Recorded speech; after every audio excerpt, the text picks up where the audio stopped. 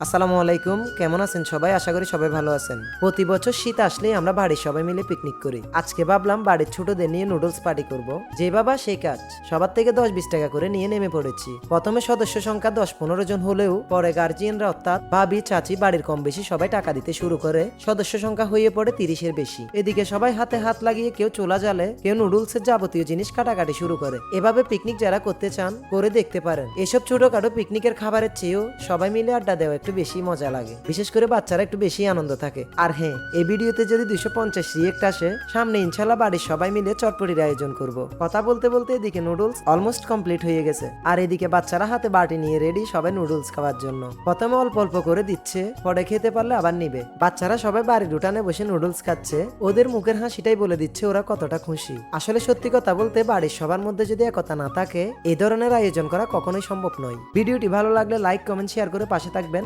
ধন্যবাদ।